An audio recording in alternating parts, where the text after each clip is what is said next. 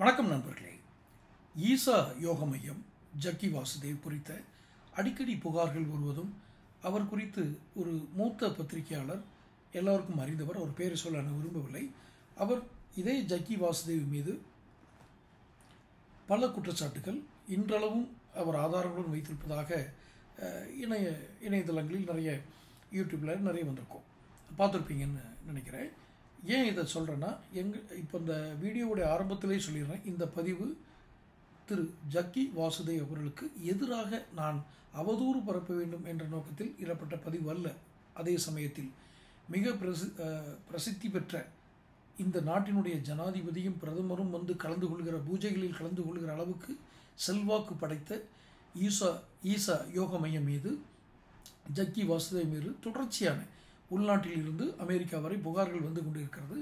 இந்த புகார்கள் அவர் தன்னை காட்டிக்கொள்ளும், வெளிப்படுத்தி கொள்ளும் ஒரு ஆன்மீக பயணத்திற்கு அத்தனை தகுந்ததாக இல்லை என்பதால் இதை ஒரு விழிப்புணர்வாக, யார் வேண்டுமானாலும் விழிப்புணர்வாக எடுத்துக்கொள்ளுங்கள். இதில் அவதூறு நோக்கம் இல்லை.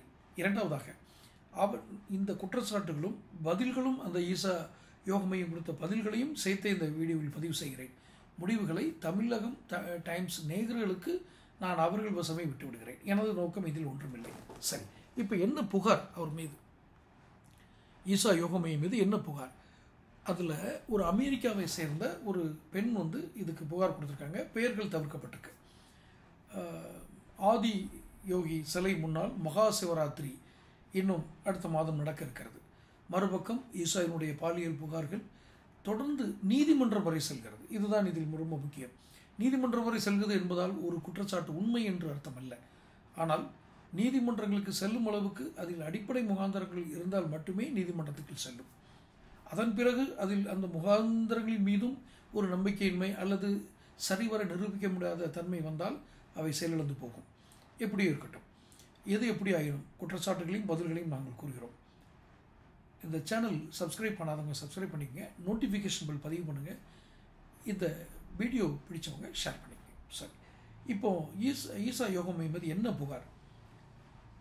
அங்கே நடத்தி வர்ற பள்ளியில் மாணவ மாணவிகளுக்கு பாலியல் வன்கொடுமை நடப்பதாக ஒரு புகார்.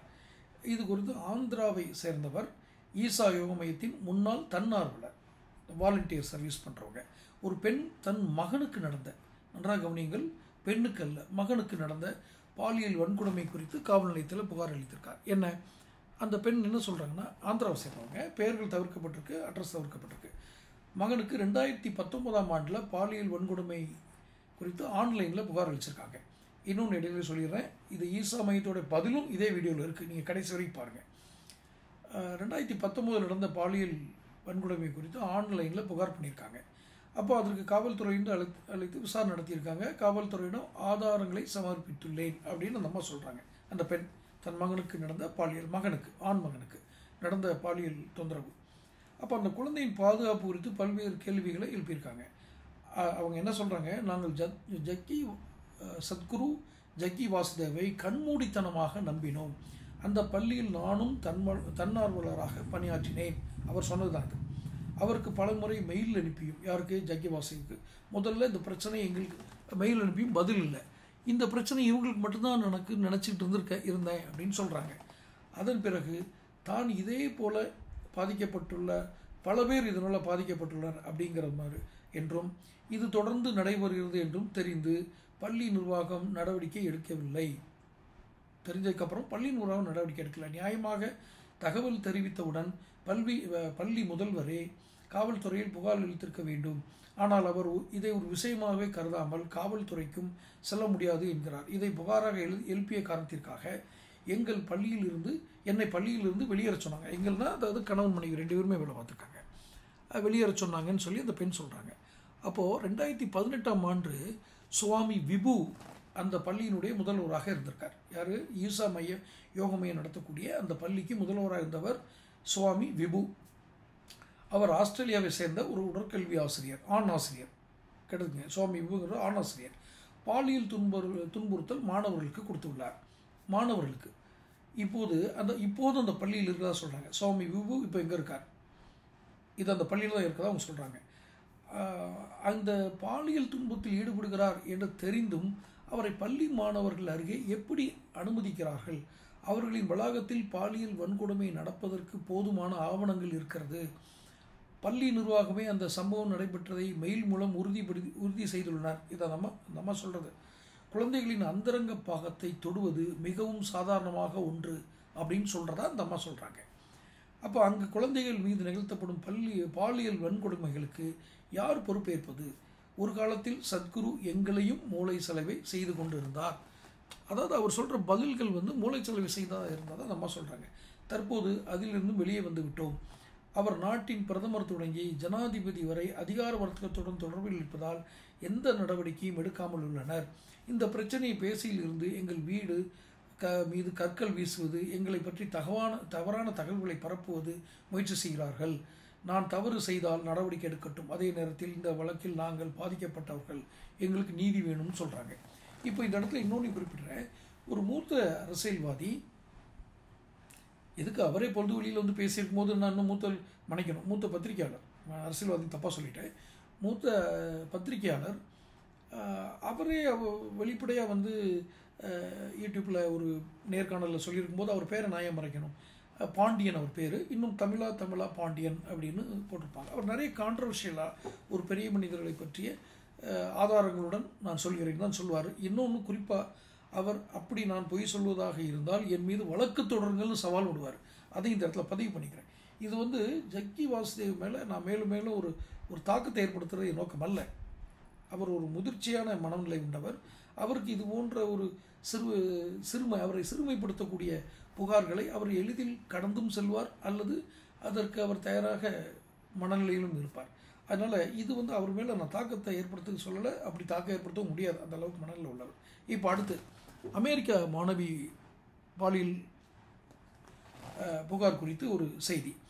அதே பள்ளியில் படித்த அமெரிக்காவை சேர்ந்த மாணவியிடம் உடற்கல்வி ஆசிரியர்கள் பாலியல் வன்கொடுமையில் ஈடுபட்டதாகவும் காவல்துறையில் புகார் அளிக்கப்பட்டது. அமெரிக்க மாணவி. அப்போ அமெரிக்காவை சேர்ந்த மாணவியுடைய பெற்றோர் பேசும்போது என்ன சொல்கிறாங்க? நாங்கள் இந்தியாவை பூர்வீகமாக கொண்டவர்கள். இப்போ இந்தியாவில் இல்லை, அவங்க அமெரிக்காவில் இருக்கிறாங்க. தற்போது பணி நிமித்தமாக அமெரிக்காவில் இருக்கிறோம். கணவன் மனைவி இருவருமே நீண்ட காலமாக ஈசாவில் தன்னார்வலர்களாக இருந்தோம். அடிக்கடி ஈசா ஆசிரமம் செல்வோம். வாலண்டியராக இருந்திருக்காங்க, அந்த மையத்துக்கும் போயிருக்காங்க. சத்குரு வாசுதேவ் கண்மூடித்தனமாக அவரை நம்பினோம். நம்பி அவர் சொல்வதை எல்லாம் செய்து கொண்டிருந்தோம். எங்கள் மூத்த மகள், அதாவது அந்த பேசுகிறவங்களுடைய மூத்த மகள் 2008 2010 வரை ஈசா பள்ளியில் சேர்த்துருக்காங்க. எங்கள் வாழ்க்கையை ஈசாவுக்கும் ஜக்கி வாசுதேவுக்காக அர்ப்பணித்து கோடிக்கணக்கில் செலவு செய்தோம். அவர்கள் சொல்கிறது பணம் அவங்க கோடிக்கணக்கில் செலவு செஞ்சால் சொல்கிறாங்க. எங்கள் இளைய மகளான ஈசா சம்கிருதி பேரை மன்னிக்கணும். ஈசா சம்கிருதிங்கிறது குருகுலத்தில், அது குருகுலத்தோட பேர். நான் அந்த பொண்ணு பேருன்னு சொல்லி தப்பாக வாசிட்டேன், மன்னிக்கணும். இளைய மகளை ஈசா சம்கிருதி அப்படிங்கிற குருகுலம், அவங்களுடைய குருகுலத்தில் சேர்க்க முடிவு செய்த போது தான் மூத்த மகள் வேண்டாம், அது பாதுகாப்பான இடம் இல்லை, நான் படிக்கும்போதே பாலியல் சீண்டல்கள் நடந்தன. யார்? இந்த தம்பதியோட மூத்த பொண்ணு அங்கே தான் படிச்சிருக்காங்க. அது படித்து முடித்ததுக்கு அப்புறம் தான், அப்போ நடக்கும்போது சொல்லலைன்னு அவங்களே சொல்லிக்கிறாங்க. இதை சம்பவத்தை சமீபத்தில் சொன்னதாக சொல்கிறாங்க. அவங்க படித்தது 2008 2010 வரைக்கும். யார்? இந்த சொல்கிற தம்பதியோட மூத்த மகள். அந்த சமயத்தில் எதுவுமே சொல்லலை. இப்போ தான் சொன்னதா 2வது மகளை கொண்டு சேர்க்கணுன்றப்ப தான் அந்த ஜக்கி வாசுதேவுடைய குருகுலம், ஈசா சம்கிருதி குருகுலம், அதில் சேர்க்கணும்னு சொல்லும் போது தான் வேணாம், என்னை அப்போவே பாலியல் சீண்டல் பண்ணாங்க, வெளியே சொல்லக்கூடாதுன்னு சொல்லிட்டாங்க, மிரட்டினாங்கன்னு. பொதுவாக ஒரு பெண்ணுக்கு பாலியல் சீண்டல் நடப்பதை அத்தனை எளிதாக வெளியில் சொல்ல முடியாத ஒரு சமூகம் தான் இது. இதையும் ஒரு பொதுமைத்தன்மையோடு தான் சொல்கிறேன். அது இந்த பெண்ணில் யாருமே அவளை எளிதாக சொல்ல மாட்டாங்க. நம்பிக்கையான அது தாய் தகப்பனாக இருந்தால் கூட இது சொன்னால் நம்ம படிப்பை நிறுத்திடுவாங்களோ, வேறு ஏதேனும் பிரச்சனைகள் வந்துடுமோ, இது மாதிரி நிறைய விஷயங்கள் இருக்குது. ஆனால் இங்கே நடந்ததுக்கான கடைசி அந்த பதில் இருக்குது. அதை நீங்கள் முழுசாக பாருங்கள் சார், தெரியும். இந்த உடற்கல்வி ஆசிரியர்கள் பேரே சொல்லியிருக்காங்க, சக்தி மாரிமுத்து பாலியல் வன்கொடுமையில் ஈடுபட்டுள்ளனர். அந்த பள்ளியில் ஒரு செமஸ்டருக்கு 2 இரவு 3 பகல், இதுதான் பெற்றோர்களை பார்க்குறதுக்கு அவங்களுக்கு அனுமதி. ஒரு செமஸ்டருக்கே அவ்வளோதான், 2 நைட்டு 3 பகல், அவங்க எதை வேணாலும் செலக்ட் பண்ணிக்கலாம் அப்படின்னு. ஏன்னா ஒருத்தருக்கு அந்த வெவ்வேறு கண்ட்ரிலேருந்து வர்றதுனால அந்த டைமிங் மாறுபடுறதுனால அதை சொல்லியிருக்காங்கன்னு நினைக்கிறேன். 4வது செமஸ்டரில் மகளை பிடிக்கவில்லை என்பதால் நாங்கள் அந்த பள்ளியிலிருந்து விலகிவிட்டோம். 3 செமஸ்டர் தான் அந்த பொண்ணு இருந்தது, 4வது செமஸ்டர் விலகிட்டோன்றாங்க. அப்போது மகளுக்கு 8 வயது தான் ஆகியிருந்தது. இது குறித்து எங்களிடம் எதுவும் சொல்லவில்லை. அதே நேரத்தில் பள்ளியில் இருந்த ஊழியர்களிடம் சொல்லியுள்ள அங்கே இருக்கிற ஸ்டாஃப்ட்ட சொல்லியிருக்காங்க, இதை வெளியில் சொல்ல வேண்டாம் என சொன்னதாக இந்த தம்பதிகள் சொல்கிறாங்க. அவரை நாங்கள் மலை போல் நம்பினோம். ஈசாவுடன் தொடர்ந்து பயணித்ததால் சந்தேகம் ஏற்படவில்லை.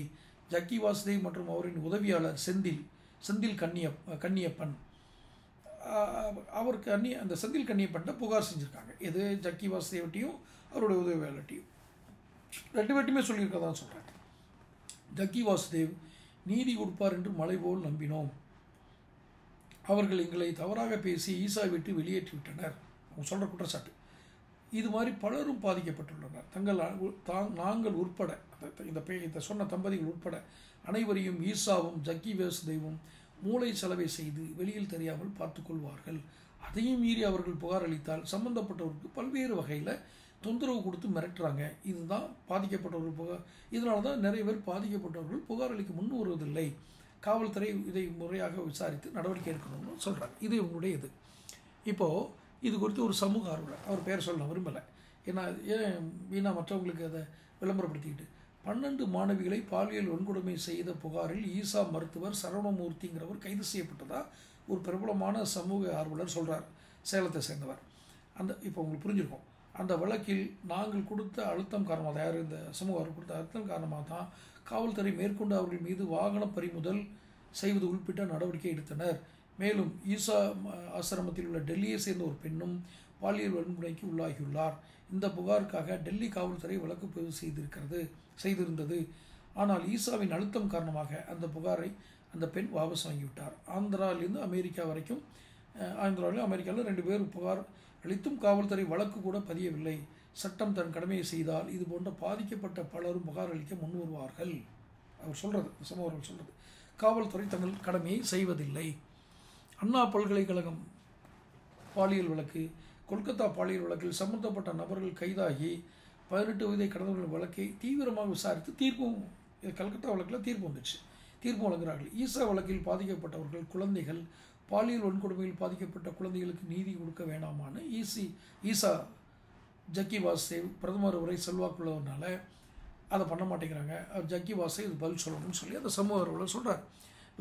மேலும் அவர் என்ன சொல்கிறார், லட்சக்கணக்கான பேர் அவரை பின்தொடர்றாங்க. ஆயிரக்கணக்கான கோடி பணம் நிலம் அங்கு அவருக்கு சொந்தமாக இருக்குது. அதையும் மீறி அவர்கள் மீது புகார் அளிக்க முன்வருகிறார்கள். ஆனால் காவல்துறை நடவடிக்கை என்பது மிகுந்த தாமதம், காலம் கடத்துகிறார்கள். அதை பயன்படுத்தி ஈசாவும் ஜக்கி வாசுதேவும் அவர்களுக்கு பல்வேறு தொந்தரவுகளை கொடுத்து புகார் அளித்தவர்களை பின்வாங்க வைக்கிறார்கள். எனவே இனியும் காலம் தாழ்த்தாமல் நடவடிக்கை எடுக்க வேணும் அப்படின்னு அந்த சமூக ஆர்வலர் சொல்கிறார்.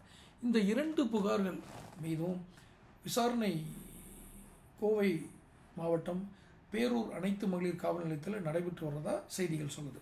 இந்நிலையில் ஈசா யோக மையம் மீதான பாலியல் புகார்கள் குறித்து மதுரையை சேர்ந்த வழக்கறிஞர் வாஞ்சிநாதன் அப்படிங்கிற உயர்நீதிமன்ற மதுரை கிளையில் வழக்கு தொடர்ந்திருக்கார். அந்த வழக்கு விசாரணையில் காவல்துறை என்ன சொல்கிறாங்கன்னா, குற்றம் அண்மையில் நடைபெற்றிருந்தால் உடனடியாக நடவடிக்கை எடுக்கப்பட்டிருக்கும். ஆனால் இத்தகைய சம்பவங்கள் நடைபெற்று நீண்ட காலம் ஆகிறது. அதனால் அனைத்து தகவல்களையும் முறையாக விசாரிக்க வேண்டியுள்ளது. பாலியல் வன்கொடுமை தொடர்பான 2 புகார்கள் மீது விசாரணை நடத்தி உரிய நடவடிக்கை எடுக்கப்படும்னு மதுரை ஹைகோர்ட்டில் காவல்துறை சார்பில் பதில் கொடுத்துருக்காங்க. இந்த வழக்கு தொடர்ந்து வாஞ்சிநாதன்கிற மதுரையில் இருக்க அட்வொகேட், அவரை பற்றி எல்லாத்துக்கும் தெரியும். வாஞ்சிநாதன் நிறைய மக்கள் சார்ந்த பிரச்சனைகள் முன்னெடுத்து வருவார். அவர் ஒரு இயக்கத்தை சார்ந்தவர். அந்த இயக்கத்தின் பேரை நான் சொல்ல விரும்பவில்லை, இதுவும் உண்மை. இதை குறித்து பேரூர் டிஎஸ்பி, கோயம்புத்தூரில் இருக்க பேரூர் டிஎஸ்பி சிவகுமார் அப்படிங்கிறவர் என்ன சொல்லியிருக்காரு அப்படிங்கிறவரில் டிஎஸ்பி சிவகுமார், ஆந்திராவை சேர்ந்த மாணவர் பாதிக்கப்பட்ட புகாரில் விசாரணை நடைபெற்று வருகிறது. அமெரிக்காவை சேர்ந்தவர்கள் ஆன்லைனில் புகார் அளித்திருக்காங்க. ஆனால் ஒரு வினோதமான ஒரு காரணம் சொல்கிறார். ஆன்லைனில் புகார் அளித்தால் அடுத்த 3 நாட்களில் நேரில் ஆஜராகி புகார் அளிக்க வேண்டும். அது அவர்கள் இன்னும் வரல. அமெரிக்காவிலேருந்து 3 நாட்கள் எப்படி வர்றது, ஆன்லைனில் கொடுத்துட்டு. அது ஒரு பக்கம். இந்த புகார் குறித்தும் ஈசா தரப்பிலும் சம்மன் அனுப்பி விசாரணை நடத்தியுள்ளோம். ஈசாவுக்கு விசாரணைக்கு சம்மன் அனுப்பி நடத்தியிருக்காங்க. சம்பவம் நடைபெற்று நீண்ட நாட்களாகிவிட்டன. புகார் தாமதமாக வந்துள்ளது. இதில் ஏதேனும் உள்நோக்கம் இருக்கிறதா என்று விசாரிக்கிறோம். ஏன்னா புகார்களையும் உள்நோக்கம் இருக்கலாம் இல்லையா, சந்தேகப்படுறது போலீஸோட வேலை. விசாரணையில் கிடைக்கும் ஆதாரங்களின் அடிப்படையில் அடுத்த கட்ட நடவடிக்கை எடுக்கப்படும் அப்படின்னு பேரூர் டிஎஸ்பி சிவகுமார் சொல்லியிருக்கார். சரி, இந்த புகார்கள் குறித்து ஈசா யோக மையம் என்ன பதில் சொல்லியிருக்காங்க? இந்த கேள்விகள்லாம் முன் வச்சு புதுவெளியில் சில பத்திரிகைகள், அந்த பத்திரிகைகள் பிரபலமான பத்திரிகைகள் இந்த கேள்வியை கேட்ட உடனே அவங்க கொடுத்த பதில் என்ன கேள்வி முதல் கேட்கப்பட்டிருக்கு? பெண் ஒருவர் தன் மகனுக்கு பாலியல் வன்கொடுமை நடைபெற்றதாகவும் இது குறித்து சத்குரு ஜக்கி வாசுதேவ் பள்ளி நிர்வாகத்திடம் சொல்லியும் நடவடிக்கை எடுக்கவில்லை என்று புகார் வைத்துள்ளார்கள். இதை பற்றி உங்கள் பதில் என்னன்னு கேட்டிருக்காங்க. அவங்க சொன்ன பதில், 2019ஆம் ஆண்டு இரு மாணவர்களுக்கிடையே ஏற்பட்ட பிரச்சனை குறித்து பள்ளி நிர்வாகத்தின் கவனத்திற்கு கொண்டு வரப்பட்டது சொல்கிறாங்க 2019. அப்போ அதில் ஒரு மாணவரின் முரட்டுத்தனமான செய்கைகளும் மிரட்டல் போக்கும் கண்டறியப்பட்டது. ஒரு 2 மாணவர்களுக்கு இடைப்பட்ட பிரச்சனைன்றனால ஒரு மாணவர் இப்படின்னு சொல்லி பள்ளி நிர்வாகம் முடிவெடுக்குது, முரட்டுத்தனமாக இருக்காரு, மிரட்டல் விடுறாரு அப்படின்னு. இதனைத் தொடர்ந்து பள்ளி நிர்வாகம் அந்த மாணவரின் பெற்றோரை அழைத்து பேசிய பின்பு பெற்றோர் அந்த மாணவரை பள்ளியிலிருந்து விலக்கி கொண்டார்கள். இது 2 மாணவர்களுக்கு இடையே நடைபெற்ற பிரச்சனையாக தான் அந்த சத்குரு ஈசா யோகா மையம் பதில் சொல்கிறாங்க. இந்த சம்பவத்திற்கு பிறகு அப்பெண்ணின் மகன் அதே பள்ளியில் 3 ஆண்டுகள் வரை படித்து வெற்றிகரமாக பள்ளி படிப்பை முடித்து வெளியேறினார். பாருங்கள், எந்த பெண் தன் மகனுக்கு எப்படி நடந்ததாக சொல்கிறாங்களோ அந்த மாணவனை பள்ளியிலேருந்து விலக்கிட்டாங்க. அதுக்கப்புறம் 3 வருஷம் படிச்சிருக்கிறான் அந்த பையன். இதனுடன் அவர்களின் 2வது மகனையும் அதே பள்ளியில் சேர்க்க கோரி விண்ணப்பம் அளித்திருந்தனர். மேலும் அவரின் மகன் பள்ளி கல்வி முடித்து வெளியேறிய பின்னர் அதே பள்ளியில் தன்னார்வலராக பணியாற்றிருக்காங்க. அந்த பெண், புகார் அளித்த பெண், தன் மகனுக்கு பாலியல் வன்கொடுமை நடந்ததாக சொல்கிற அந்த பெண் தன்னார்வலராக அந்த பையன் முடித்ததுக்கப்புறம் வேலை பார்த்துருக்காங்க. அவருடைய மகனுக்கு கசப்பான அனுபவம் ஏதேனும் அவர் கூறுவது போல நடைபெற்று தெரிந்த பின்னரும் அதே பள்ளியில் 3 ஆண்டுகள் தொடர்ந்து படிக்க எந்த பெற்றோராவது அனுமதிப்பார்களா? இது அவருடைய ஈசா யோகா மையத்தினுடைய பதில். இந்த கேள்வி சரி. அதே பள்ளியில் 2வது மகனையும் சேர்க்க எந்த பெற்றோராவது விண்ணப்பம் அளிப்பார்களா? முதல் பையனுக்கே நடந்து வெளியே போய் திரும்ப 3 வருஷம் படித்து முடித்து இவங்க வாலண்டியராக வேலை பார்த்து அதுக்கப்புறம் 2வது பையனை சேர்க்க அப்ளிகேஷன் போட்டிருக்காங்க. அப்போது அது எப்படி நடக்கும்? புகார் கொடுத்து இப்படிலாம் நடந்ததுக்கப்புறம் 2வது பையனையும் சேர்ப்பாங்களா? அந்த பெண் தன்னார்வ தொண்டு செய்த காலத்தில் அவரின் மீது பள்ளியின் ஆசிரியர்கள், மாணவர்கள் மற்றும் மாணவர்களின் பெற்றோர்கள் தொடர்ந்து பல புகார்கள் அளித்து வந்ததன் அடிப்படையில் அவர் பள்ளியை விட்டு கடந்த ஆண்டு நீக்கப்பட்டார். இதுதான் அவங்க கொடுத்துருக்கிற ஸ்டேட்மெண்ட். யார்? ஈசா யோகா மையம். போன வருஷம் நாங்கள் நீக்கிட்டோம் அப்படின்னு. பள்ளியில் இருந்து நீக்கப்பட்டு விட்ட அதிருப்தியில் அவர் பல்வேறு மக்களை தொடர்பு கொண்டு தவறான குற்றச்சாட்டுகளால் ஈசா அறக்கட்டளையை இழிவுபடுத்தும் முயற்சியில் ஈடுபட்டு இருக்கிறார். மேற்கூறிய தகவலிலிருந்து புகார் சொல்லும் பெண் அவர்களின் குற்றச்சாட்டுகள் தனிப்பட்ட உள்நோக்கத்துடன் திட்டமிட்டு புனையப்பட்ட அவதூறுகள் அப்படின்றது தெளிவாக தெரியுதுன்னு சொல்கிறாங்க. இதுதான் அந்த ஈசா யோகமத்தையோட முதல் கேள்விக்கு பதில். 2வது கேள்வி நம்மளுடைய கேள்வியில் கடைசி வரியில் சொல்கிறேன். அதனால் நீங்கள் தொடர்ந்து இந்த வீடியோவை இறுதி வரைக்கும் பாருங்கள் ப்ளீஸ். இந்த பெண்ணின் புகார் காவல்துறை விசாரணை நடத்தி வருகிறார்கள். மறுபக்கம் அவர்கள் குற்றச்சாட்டும் நபர் இன்னும் பள்ளியில் இருக்கார் என்ற புகார் இருக்குது அப்படின்னு கேள்விக்கு அவங்க என்ன பதில் சொல்கிறாங்க? அவர் கூறும் குற்றச்சாட்டுகளே தவறான உள்நோக்கம்னு சொன்னது பிறகு அவதூறுகள் என்று கூறிவிட்ட பிறகு இந்த கேள்வி அவசியமில்லை அப்படின்னு அவங்க இந்த கேள்விக்கு பதில் சொல்லலை. யார்? ஈசா யோகா மையம். பார்த்துக்கிடுங்கன்னா இதை கவனிச்சுக்கிடுங்கன்னு சொல்கிறேன். ஏன்னா எல்லாத்தையும் கவனித்து நீங்கள் ஒரு முடிவுக்கு வாங்க. மேலும் அமெரிக்காவை சேர்ந்த ஒருவர், அந்த பெண்ணுடைய பெயர் தவிர்க்கப்பட்டிருக்கு, கேள்வியில் மகளுக்கும் பாலியல் வன்கொடுமை நடந்திருப்பதாக காவல்துறையில் புகார் வைத்துள்ளார்கள். இதை பற்றி உங்கள் கருத்து என்னன்னு கேட்டால், அமெரிக்காவை சேர்ந்த தம்பதியின் மகள் 2008ஆம் ஆண்டு ஈசா ஹோம் ஸ்கூலில் சேர்க்கப்பட்டார். பின்பு 3/4/2010 அன்று பள்ளி நிர்வாகத்திற்கு அவர்கள் அனுப்பிய மின்னஞ்சலில் எங்கள் மகளை அக்கறையுடன் சிறந்த முறையில் கவனித்துக் கொண்டதற்கு நன்றி. பொருளாதார சிக்கல்கள் இருப்பதால் மகளை பள்ளியிலிருந்து விலகிக் கொள்கிறோம் அப்படின்னு மெயில் அனுப்பிச்சதா ஈசாவுமே சொல்லுது. அந்த மெயில் காப்பியெல்லாம் அவங்க கொடுக்கல. இதுக்கப்புறம் 2011, 2013, 2014ஆம் ஆண்டுகளில் மீண்டும் அதே பள்ளியில் மகள் பயில விரும்புவதாக கூறி பள்ளியில் சேர்க்க அவர்கள் முயற்சி செஞ்சாங்க. இது தொடர்பாக அவர்களின் மகள் எழுதிய சில மின்னஞ்சல்களையும் பள்ளி நிர்வாகத்திற்கு அவர்கள் அனுப்பியிருக்காங்க.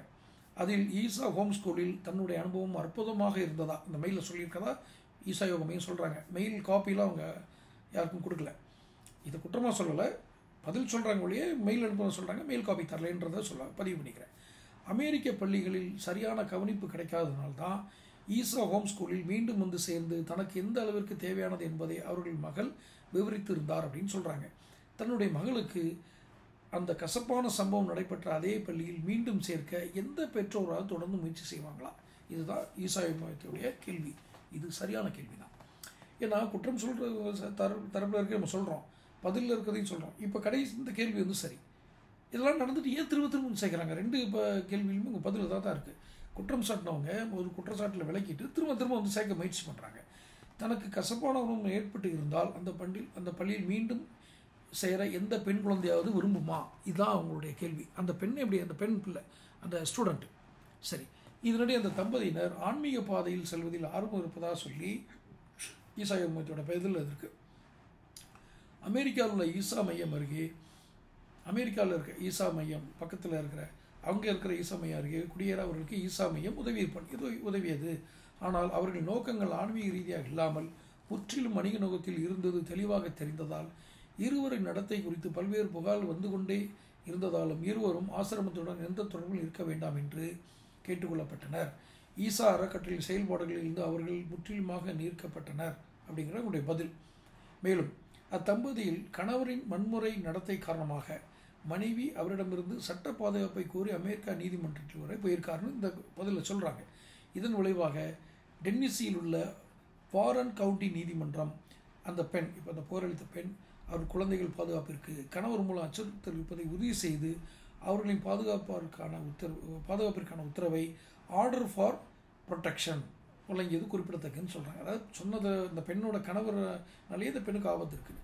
இவ்வாறு அவர்கள் மீது தொடர்ந்து வந்த பல்வேறு குற்றச்சாட்டின் அடிப்படையில் ஈசாவிலிருந்து நீக்கப்பட்ட பின்னர் தற்போது 17 ஆண்டுகளுக்கு முன்பு இப்படி ஒரு சம்பவம் நடைபெற்றதாக அவர்கள் தவறான உள்நோக்கத்தையே எடுத்து காட்டுகின்றது. அப்படி சொல்கிறதே தவறான உள்நோக்கம் தான் சொல்கிறாங்க. எனக்கு 17 வருஷம் அப்புறம் தான் இது நடந்திருக்கு. குற்றச்சாட்டுகளுக்கு பதில் கேட்டு பெற முயற்சிக்கும் அந்த இதை பாராட்டுறோம். ஆனால் அந்த குற்றச்சாட்டுகளை முன்வைக்கும் நபர்களை பின்னணி, அவர்களுடைய வரலாறு குறித்த ஆய்வுகளையும் நீங்கள் மேற்கொள்ளணும்னு ஈசா யோக மையம் இந்த கேள்வி கேட்டவங்களுக்கு ஒரு பதிலில் இதையும் சேர்த்துருக்காங்க. இப்போது இவங்க மேலே அவதூறு பரப்புகிறாங்கன்னு எடுத்துக்கிறதா? உண்மையிலேயே இந்த இப்போ குற்றம் சொன்ன 2 பேர் மேலேயும் இவங்க ஒரு குற்றச்சாட்டு வைக்கிறாங்க. அவங்க ஒரு குற்றச்சாட்டு, பல வருடங்கள் கழித்து சொல்கிறாங்க குற்றச்சாட்டு. ஆனாலும் இது விசாரணையில் இருக்கிறதால நம்ம ஒரு முடிவுக்கு வர முடியாது. முடிவுக்கு வந்தாலும் வெளியே சொல்ல முடியாது. 2 பேருடைய பதில்கள் இதெல்லாம் கேட்டு நம்ம வெளியே எதுக்கு ஒரு ஒப்பீனியன் வர முடியாது. சரி, இன்னும் ஒரு கேள்வி. 2021ஆம் ஆண்டு டெல்லியை சேர்ந்த ஒரு பெண், அவர் பேரை நீக்கப்பட்டுள்ளது அவருடைய நன்மை கருதி. ஈசா யோக மையத்தில் யோகா பயிற்சிக்காக வந்திருந்த போது ஈசா வளாகத்தில் பாலியல் வன்கொடுமை நிகழ்ந்ததாக ஒருவர் மீது புகார் அளிக்கப்பட்டு, அது ஈசா யோக மையத்து மேலே இருக்க ஒருத்தர் புகார் அளித்து டெல்லி காவல்துறை வழக்கு செய்து பிறகு அது கோவை பேரூர் அனைத்து மகளிர் காவல் நிலையத்துக்கு மாற்றப்பட்டு பிறகு அவர் தன் புகாரை வாபஸ் பெற்று விட்டதாக காவல்துறை நீதிமன்றத்தில் அறிக்கை செய்துள்ளது. சரி, ஈசா அழுத்தம் காரணமாகத்தான் அவர் புகாரை வாபஸ் வாங்கியதாக சேலத்தை சேர்ந்த சமூக ஆர்வலர் குற்றம் சாட்டியுள்ளார். ஈசா மையத்தில் பெண்களுக்கான பாதுகாப்பு குறித்து தான் ஏற்கனவே நீதிமன்றம் வரை கேள்வி எழுப்பப்பட்டது.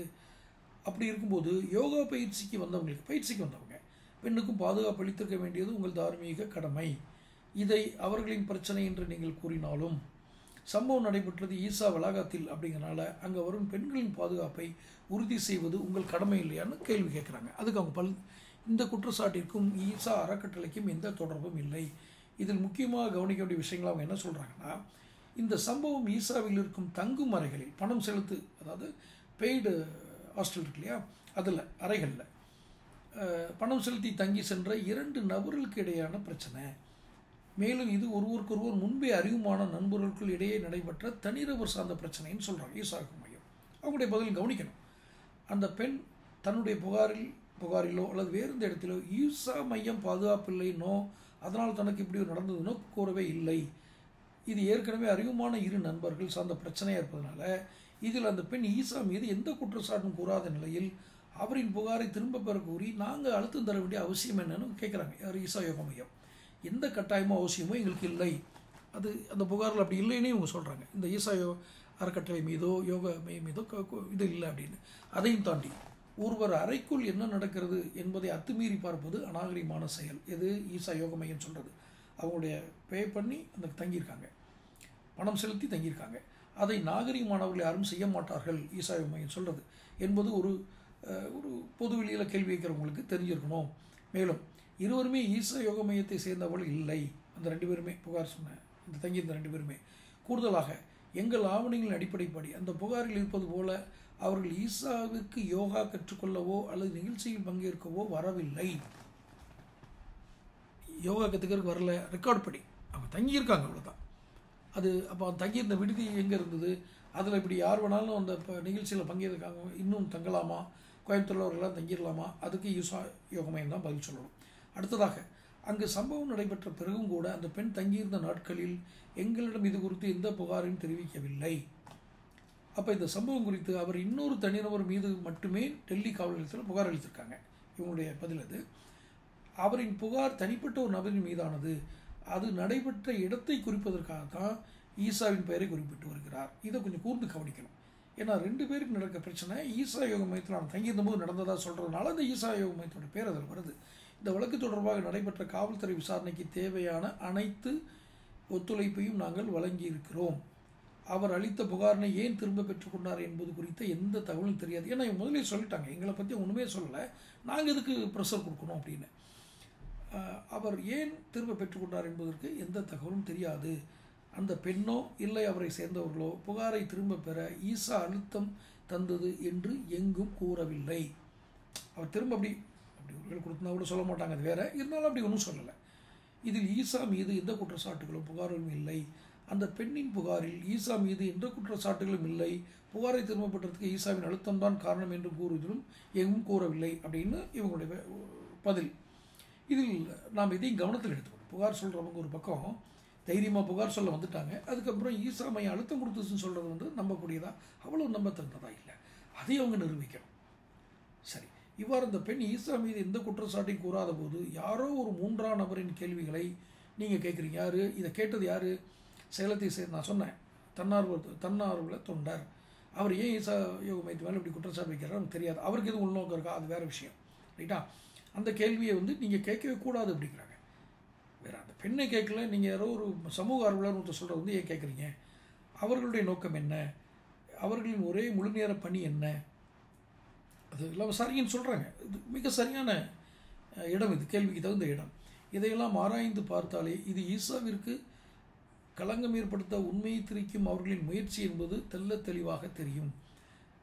தங்களின் சுயலாபங்களுக்காக தொடர்ந்து ஈசா மீது அவதூறு குற்றச்சாட்டுகளை கூறி வரும் தவறான உள்நோக்கம் கொண்ட சில நபர்களை பத்திரிகைகளும் தவறான வழிகாட்டுதல்களையும் தகவல்களையும் வழங்கி வருவது இதுபோன்ற முந்தைய கேள்விக்கு மற்றும் இந்த கேள்விக்கு மூலம் புரிந்து கொள்ள முடிகிறது. இந்த கேள்வி கேட்குற மூலமாகவே எங்களை நீங்கள் அவதூறு பரப்புறீங்கன்னு அவங்க ஒரு குற்றச்சாட்டு வைக்கிறாங்க. இந்த கேள்விகளை உங்கள் கேள்வியில் நீங்கள் குறிப்பிட்டிருப்பது போன்ற பெண்களின் பாதுகாப்பு குறித்து நீதிமன்றத்தில் கேள்விகள் எதுவும் எழுப்பப்படவில்லை. நீதிமன்றமே அந்த கேள்வி கேட்கலைன்னு சொல்கிறாங்க. மிக அழுத்தமாக பதிவு செய்கிறோம். அவங்க பதில், ஈசா யோகமையோட பதில். ஈசாவில் பல வருடங்களாக இருக்கும் பெண் பிரம்மச்சாரிகள், குடும்ப வாழ்க்கையில் இருக்கும் பெண்கள், வேலைக்கு வந்து செல்லும் பெண்கள், பள்ளியில் கல்வி பயிலும் பெண் குழந்தைகள் என பல்வேறு நிலையில் இருக்கக்கூடிய நூற்றுக்கணக்கான பெண்களிடம் காவல்துறை மற்றும் சமூக நலத்துறை அதிகாரிகள் கடந்த அக்டோபர் மாதம் 2 நாட்கள் விசாரணையை மேற்கொண்டனர். அதில் அனைவரும் பாதுகாப்பாகவும் மகிழ்ச்சியாகவும் இருப்பதாகவே கூறியுள்ளனர். இதனை காவல்துறை நீதிமன்றத்தில் சமர்த்த அறிக்கையில் பதிவு செய்துள்ளது குறிப்பிடத்தக்கது. ஈசா பெண்களுக்கு மட்டுமல்ல அனைவருக்கும் பாதுகாப்பான இடமாகவே இருந்து வருதுன்னு அவங்க விளக்கம் சொல்லிட்டாங்க. சரி, முதல் கட்டமாக ஈசா நிர்வாகத்தில் புகாரளித்து நடவடிக்கையும் எடுக்காமல் பாதிக்கப்பட்டவர்களை மூளைச்சலவை செய்து காலப்படுத்துவதாக புகாரை பற்றி நீங்கள் என்ன நினைக்கிறீங்கன்னு அடுத்த கேள்வி வைக்கிறாங்க. இதில் என்ன பாருங்கள், நம்முடைய வரிசையான கேள்விகள் ஈசா இதுக்கு பொறுமையாக பதில் சொல்கிறாங்க. அது மிகுந்த பாராட்டுக்குரியது. ஏன்னா ஏன் இதை அவங்க சொல்கிறத பாராட்டுக்குரியன்னு சொல்கிறேன்னா, ஒரு கேள்விகள் தொடர்ந்து பொதுவெளியில் சாமானிய மக்கள், அறியாத மக்கள் ஒரு மையத்தின் ஒரு ஆன்மீக பயிற்சி மையத்தின் மீது வைக்கக்கூடிய கேள்விகள் என்பது சாதாரணம் தான். எல்லாரும் இந்த கேள்வி கேட்பாங்க.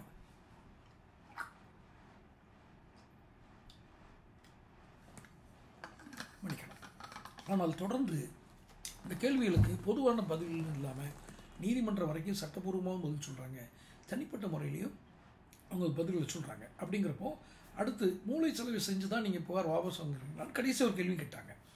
நாங்கள் இதுவரை அளித்துள்ள பதில்களில் இருந்தே ஒன்று தெளிவாக புரிஞ்சுக்கிடுங்கன்னு சொல்கிறாங்க. என்ன, அந்த பெண் மற்றும் அமெரிக்க தம்பதி ஆகியோர் மீது புகார்கள் வந்ததன் அடிப்படையில் நடவடிக்கை எடுத்ததால் தான் அவர்கள் ஈசாவில் இருந்து வெளியேற்றப்பட்டார்கள். நல்லா பார்த்துக்கிடுங்க, இங்கேருந்தோ புகார் வருது, இந்த புகார் அடிப்படையில் தான் விளக்கப்பட்டவர்கள். விளக்குனதுக்கு அவங்க அங்கேருந்து டிஸ்மிஸ்டு, அங்கேருந்து விளக்கப்பட்டதுக்கப்புறம் தான் அவங்க புகாரை கொடுக்குறாங்க. யார் மேலே? ஈசா யோக மையம் மேலே. அவர்கள் வெளியேற்றப்பட்ட பிறகு இது போன்ற குற்றச்சாட்டுகளை கூறி வர்றாங்க. அந்த குற்றச்சாட்டு உண்மை இருந்திருந்தால் அது தெரிந்த போதே ஈசாவிலிருந்து வெளியேறி குற்றச்சாட்டுகளை அவங்க ஏன் கூறலைன்னு சொல்கிறாங்க. மிக மிக சரியான கேள்வி, குற்றம் சாட்டினவங்களுக்கு கேட்கக்கூடிய கேள்வி. ஆனால் தற்போது அவர்களை வெளியேற்றப்பட்ட அதிருப்தி மற்றும் வன்மம் காரணமாக இது போன்ற அவதூறு பரப்பும் செயலில் ஈடுபட்டு வருகிறாங்க. இது அவங்களுடைய ஈசாவின் பதில். சத்குரு மற்றும் ஈசாவின் நற்பெயருக்கு எப்படியாவது களங்கம் ஏற்படுத்திவிட வேண்டும் இன்னும் சில நபர்கள் மற்றும் சில அமைப்புகள் பல்வேறு வகைகளில் கடந்த 30 வருடங்களாக முயன்று வருகிறார்கள். அந்த வகையில் ஈசாவிலிருந்து வெளியேற்றப்பட்டவர்களை கொண்டு மீண்டும் ஒரு முயற்சியை அவர்கள் கையில் எடுத்திருக்கிறார்கள். கூட்டு சதியாக நடைபெறும் இந்த தீய செயல்களுக்கு பிரபலமான பத்திரிகைகள் துணை போகக்கூடாது. மேற்கூறிய அனைத்து தகவல்களுக்கும் முறையான ஆதாரங்கள் எங்களிடம் உள்ளன. மிக முக்கியமாக கவனிக்குது. நீங்கள் என்னவோ மாற்றி சொல்லி பார்க்குறீங்க, ஆனால் பாருங்கள் எங்கிட்ட ஆதாரம் இருக்குன்னே சொல்கிறாங்க. இதனை நாங்கள் சட்டபூர்வமாக அணுக உள்ளோம் அப்படின்னு சொல்கிறாங்க. சரி, புகார் இறுதியான கேள்வி. புகார் சொல்லும் தரப்புக்கு ஈசா மிரட்டல் விடுவதாகவும் கூறுறாங்களே, இதை பற்றி என்ன சொல்கிறீங்க அப்படின்னு. முற்றிலும் அடிப்படை ஆதாரம் இல்லாத அவதூறு குற்றச்சாட்டு. எங்கள் பக்கம் உண்மை இருக்கையில் யாரையும் மிரட்ட வேண்டிய அவசியம் எங்களுக்கு இல்லைன்னு சொல்கிறாங்க. அமெரிக்க நபர் அமெரிக்காவில் கடந்த ஆண்டு 2023 குடிபோதையில் வாகனம் ஓட்டியதற்காக கைது செய்யப்பட்டு சிறையில் அடைக்கப்பட்டார். அவரால் தனக்கும் தன் குழந்தைகளுக்கும் ஆபத்து இருக்கிறதுன்னு அமெரிக்க நீதிமன்றம் வரை சென்று பாதுகாப்பெற்றவர் தான் அவரின் மனைவி. அவர்கள் மாற்றி மாற்றி பேசுவதையும் சுயலாபத்திற்காக எந்த எல்லைக்கும் செல்லக்கூடிய என்பதையும் அவர்கள் குறித்து நீங்கள் ஆய்வு செய்து பார்த்தாலே தெரியுங்கிறது தங்களுடைய இறுதி பதிலாக சொல்லியிருக்காங்க. நம்மளுடைய ஒப்பீனியனை ரொம்ப ஷார்ட்டாக சொல்லிடுறேன். ஈசா யோக மையம் போன்ற ஒரு ஆன்மீக பாதையை எடுத்து செல்லும் மக்களுக்கு இது போன்ற புகார்கள் எழுவது என்பது சாதாரணம். எழுந்த புகார்களை நான் மிக நன்றாக கவனிங்கள். புகார்கள் சாதாரணம். காரணம், அவர்கள் ஒரு நோக்கத்திற்காக ஒரு திசையில் பயணிக்கிறார்கள். அவர்களை நோக்கி இது போன்ற குற்றச்சாட்டுகளை எழுப்பது என்பது ஒரு நடைமுறையில் சாமானிய மக்கள் எழுப்பது என்பது சாதாரண விஷயம் தான். ஆனால் அவர்கள் சொன்ன பதில்களையும், ஈசா யோக மையம் சொன்ன பதில்களையும் நாம் கூர்ந்து கவனிக்க வேண்டும். குற்றச்சாட்டுகள் கூறுவதில் ஒரு நியாயம் இருப்பதாக, அதில் ஒரு முகாந்திரம் இருப்பதாக அல்லது உண்மை என நம்பும்படியாக நமக்கு தோன்றலாம். அதே சமயத்தில் அந்த பெரிய ஒரு பெருந்திரளான மக்கள் வந்து செல்லும் இடம், அந்த இடத்தை வழிநடத்தக்கூடியவர்கள் அவர்கள் அறியாமல் நடைபெற்ற அல்லது அவர்கள் பார்வைக்கு அப்பாற்பட்டு அதே வளாகத்தில் நடைபெற்றதாக இருந்தாலும் கூட அவர்கள் பார்வைக்கும் அவர்களுடைய ஒரு கவனத்திற்கும் வராத ஒரு செயலை மீண்டும் மீண்டும் எழுப்பி அவர்களை சிறுமைப்படுத்துவது என்பது ஒரு சரியான செயல் அல்ல. இதுவும் ஆதாரங்களுடன் இல்லை, அவங்களுக்கு தெரியும், அவங்க இதுக்கு நாங்கள் புகார் கொடுத்தது அவங்களுக்கே தெரியும் அப்படின்னு சொன்னால் அது நீதிமன்றம் இருக்கிறது. இப்போது இந்த வழக்கு எல்லாத்துலேயும் நீதிமன்ற விசாரணைகள் இருக்கிறனால நாம் இதில் ஒரு நம்ம சேனல் சார்பா ஒப்பீனியன் சொல்கிறது சரி கிடையாதுன்னு நம்ம நம்புகிறோம். நீதிமன்றங்களின் மேல் மிகப்பெரிய நம்பிக்கை இருக்கிறது. காவல்துறை அதை பற்றி விரிவாக வேறொரு வீடியோவில் சொல்லுவோம். ஆனாலும் காவல்துறை விசாரணை என்பது இருதரப்பிலும் நடைபெற்று இருக்கிறது. அறிக்கை கொடுத்துருக்காங்க. தொடர்ந்து என்ன நடக்கிறது கவனிப்போம். சேனல் சப்ஸ்கிரைப் பண்ணுங்கள், நோட்டிஃபிகேஷன் போட்டு பதிவு பண்ணுங்கள். உங்களுக்கு இந்த வீடியோ பிடிச்சிருந்தா நீங்கள் ஷேர் பண்ணுங்கள். லைக் பண்ணுங்கன்னு நான் சொல்ல மாட்டேன், ஷேர் பண்ணுங்கள். தொடர்ந்து சந்திப்போம் நேயர்களே. நன்றி.